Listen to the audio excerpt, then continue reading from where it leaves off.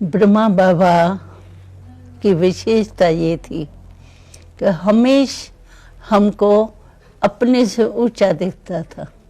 हम थे छोटे बच्चे, लेकिन बाबा हमको कहता था कि तुम एक एक बच्चा मेरा जो है वो विश्व कल्याणकारी। तो हम छोटे होने के कारण समझते थे कि विश्व कल्याणकारी कैसे होंगे, हमको पता ही नहीं है विश्व क्या है। लेकिन बाबा शुरू से हम बच्चों में वो एक बहुत बड़ी जैसे उम्मीदें रखता था, और वो जो बाबा का संकल्प था, उस संकल्प ने हमको भी शक्ति रूप बनाया।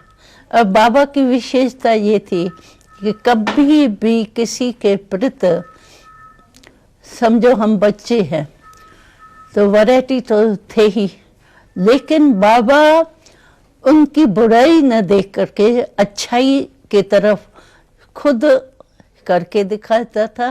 और हम लोग बच्चों में भी वो संस्कार बढ़ता था कि कमी न देख करके विशेषता दे।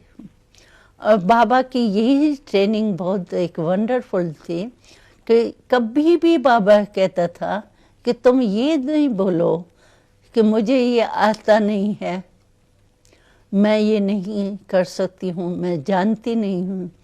बाबा कहता था देखो तुम बच्चे जब ज्ञान में आए तो तुम ज्ञान को जानते थे, सीखे तो हो गए ना होशियार। इसी रीति से कोई भी काम हो, चाहे स्थूल हो चाहे सूक्ष्म हो, लेकिन मेरे को नहीं आता है या नहीं शब्द जो है मैं नहीं कर सकती हूँ, मैं जानती नहीं हूँ, ये कमज़ोरी के शब्द जो है वो बाबा को बिल्कुल ही खराब लगता था। तो ना शब्द हमारे जीवन में होना नहीं चाहिए, ये बाबा ने हमको बहुत विशेषता सिखाई। उसी विशेषता के आधार पर हम कहाँ भी कोई भी काम करते थे तो हमको ना नहीं करना है, लेकिन सीखना है और सीख करके करना है। तो इसीलिए कोई भी बात यज्ञ में आई, लेकिन हमको शक्ति जो बाबा ने दी, हाँ मैं कर सकती हूँ, मैं शक्ति हूँ, उससे क्या हुआ, जो कोई भी परिस्थिति हमको बड़ी नहीं लगती थी और सहज लगती थी, खेल लगता था। और बाबा की विशेषता ये थी कि सबके प्रति जो है वो रहम दिल। चाहे बाबा ने कभी अपने पास्ट जीवन में कभी किसी गाली नहीं खाई, इंसल्ट नहीं देखी, लेकिन सभी बाबा यानी ब्रह्मा बाबा की पहली लाइफ जो थी, सभी बाबा से राय लेने के लिए बड़ा बुद्धिवान समझ करके रिगार्ड देते थे।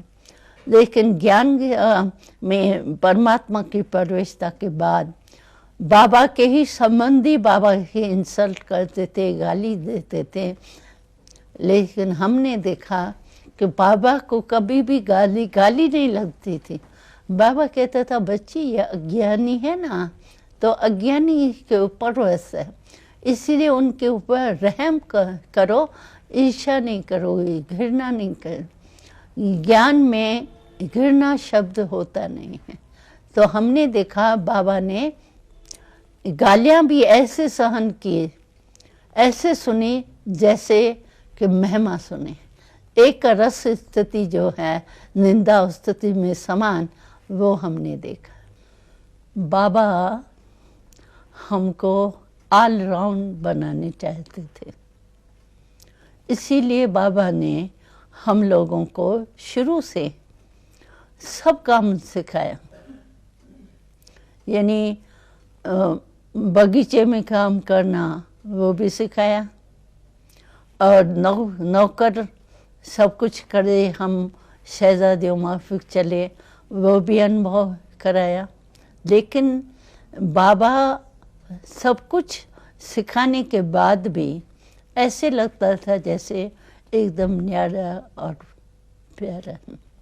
तो हम घूमने भी जाते थे तो बाबा हम लोगों को पक्का कराने के लिए समझो हम चल रहे हैं आगे और बाबा पीछे चल रहा है, तो बाबा बीच बीच में क्या करता था कि खुद जल्दी चल करके आगे हो जाता था, आगे जाके ठहर जाता था, तो हम सब पीछे हो जाते थे और बाबा खड़ा हो गया है तो हम लोग भी खड़े हो जाएंगे। और बाबा फिर दृष्टि देख करके और पूछते थे, बच्ची अभी जो आप सैर कर रही हो तो अपनी बातों में थे या आत्म अभिमानी होकर के चल रहे थे? तो समझो हम बॉडी कॉन्शियस में आ गए, बातों में आ गए, तो बातों में नहीं आते थे, अटेंशन खींचते थे कि बाबा ने पूछा है, तो फिर जैसे रिफ्रेश हो जाते थे। और चलते हुए भी आत्म अभिमानी का अभ्यास जो है वो पक्का हो जाता।